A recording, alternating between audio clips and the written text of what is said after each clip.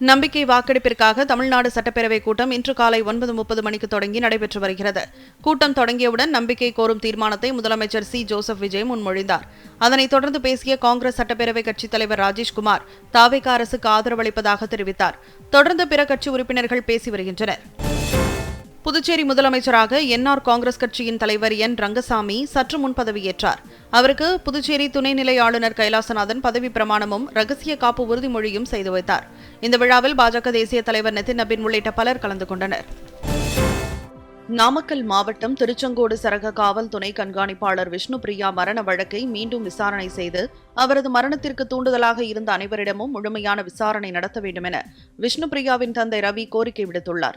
இது தொடர்பாக நாமக்கல் மாவட்ட ஒருங்கிணைந்த நீதிமன்ற வளாகத்தில் செய்தியாளர்களிடம் பேசிய அவர், விஷ்ணுபிரியா மரணம் தொடர்பாக பல்வேறு சந்தேகங்கள் தொடர்ந்து நிலவி வருவதாக தெரிவித்தார்.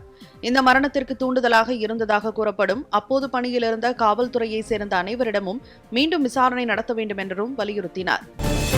கோவை மாவட்டம் வெள்ளையங்கிரி மலை ஏற்றத்திற்கு மழை காரணமாக தற்காலிக தடை விதிக்கப்பட்டுள்ளது.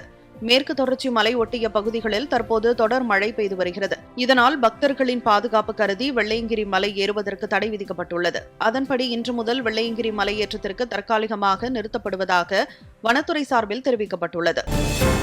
திண்டுக்கல் மாவட்டம் கொடைக்கானலில் பேரிஜம் ஏரி பகுதிக்கு செல்ல சுற்றுலா பயணிகளுக்கு இன்று முதல் அனுமதி அளித்து வனத்துறை அறிவிப்பு வெளியிட்டுள்ளது. மலைகளின் இளவரசி என்று அழைக்கப்படும் கொடைக்கானலில் உள்ள வனத்துறையின் அனுமதி பெற்று செல்லக்கூடிய பேரிஜம் ஏரியில் கடந்த 4 நாட்களாக யானை நடமாட்டம் இருந்ததால் சுற்றுலா பயணிகள் செல்ல தடை விதிக்கப்பட்டிருந்தது. இந்நிலையில் காட்டு யானைகள் இடம்பெயர்ந்து காட்டிற்குள் சென்றதால் பேரிஜம் ஏரி பகுதிக்கு இன்று முதல் சுற்றுலா பயணிகள் செல்ல அனுமதிக்கப்படுவதாக வனத்துறை தரப்பில் தெரிவிக்கப்பட்டுள்ளது. நாமக்கல் மாவட்டம் அனிச்சம்பாளையம் காவிரி ஆற்றின் குறுக்கே ஆமை வேகத்தில் நடைபெற்று வரும் கதவணை பணிகளை விரைந்து முடிக்க வேண்டும் என்று தமிழ்நாடு அரசுக்கு இளம் விவசாயிகள் சங்கத்தினர் கோரிக்கை விடுத்துள்ளனர். இதுகுறித்து செய்தியாளர்களிடம் பேசிய அந்த சங்கத்தினர், கதவணை அமைப்பதற்கான பணிகள் சுமார் 5 ஆண்டுகளுக்கு மேலாக ஆமை வேகத்தில் நடந்து வருவதாக குற்றம் சாட்டினர். புதிய கதவணை பணிகள் முடியும் போது வாங்கல் வாய்க்காலின் மூலம் 1450 ஏக்கர் நிலம் பாசன வசதி பெறும் என்றும், எனவே இப்பணியை அரசு விரைந்து முடிக்க நடவடிக்கை எடுக்க வேண்டும் என்றும் கோரிக்கை விடுத்தனர். தமிழ்நாடு முழுவதும் பள்ளி, கோவில் அருகே உள்ள 717 மதுக்கடைகள் மூடப்பட்டதை அடுத்து கள்ளக்குறிச்சி மாவட்டம் உளுந்தூர்பேட்டையில் தாவேகாவினர் பட்டாசு வெடித்து கொண்டாட்டத்தில் ஈடுபட்டனர். உளுந்தூர்பேட்டை பேருந்து நிலையம் அருகே பள்ளி மாணவர்கள் செல்லும் வழியில் இயங்கி வந்த மதுக்கடை மூடப்பட்டதை அடுத்து அந்த கடை முன்பு திரண்ட தாவேகாவினர் அங்கு பட்டாசுகள் வெடித்தும் பொதுமக்களுக்கு இனிப்புகள் வழங்கியும் தங்களது மகிழ்ச்சியை கொண்டாடினர். தூத்துக்குடி மாவட்டம் கோவில்பட்டியில் நடைபெறும் வ.உ.சி. துறைமுக ஆணைய கோப்பைக்கான மாநில சீனியர் ஆடவர் ஹாக்கி போட்டியில் தூத்துக்குடி, சென்னை, தஞ்சாவூர், அரியலூர் மாவட்ட அணிகள் அரையிறுதிக்கு முன்னேறின.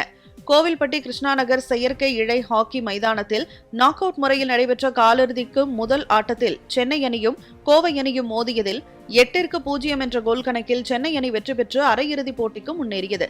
இந்த வரிசையில் தூத்துக்குடி, தஞ்சாவூர் மற்றும் அரியலூர் அணியும் அரையிறுதிக்கு முன்னேறின. முதல் அரையிறுதி ஆட்டத்தில் தூத்துக்குடி, சென்னை அணிகளும், இரண்டாவது ஆட்டத்தில் தஞ்சாவூர், அரியலூர் மாவட்ட அணிகளும் மோதுகின்றன. திருச்சி மாவட்டம் ஸ்ரீரங்கம் நம்பெருமாள் நெல்லளவு கண்டருளும் வைபவத்தில் ஆயிரக்கணக்கான பக்தர்கள் பங்கேற்று சுவாமி தரிசனம் செய்தனர். ஸ்ரீரங்கம் ரங்கநாதர் கோயிலில் சித்திரை தேர் திருவிழா கொடியேற்றத்துடன் தொடங்கி கோலாகலமாக நடைபெற்று வருகிறது. இதனையொட்டி உபய நாச்சியார்களுடன் நம்பெருமாள் மூலஸ்தானத்தில் இருந்து புறப்பட்டு பூந்தேரில் எழுந்தருளி 4 சித்திரை வீதிகளில் வலம் வந்து பின்னர் மூலஸ்தானத்தை சென்றடைந்தார். நாளை தேரோட்ட விழா நடைபெறவுள்ளது. திருப்பூர் மாவட்டம் வெள்ளக்கோவில் அருகே காவல் சோதனைச் சாவடி அருகே நடைபெற்ற சாலை விபத்தில் காவலர் உட்பட 6 பேர் சம்பவ இடத்திலேயே உயிரிழந்தனர். இன்று அதிகாலை கடலூரிலிருந்து வெள்ளக்கோவிலுக்கு சவுக்கு கட்டை ஏற்றிய லாரி சென்றுள்ளது.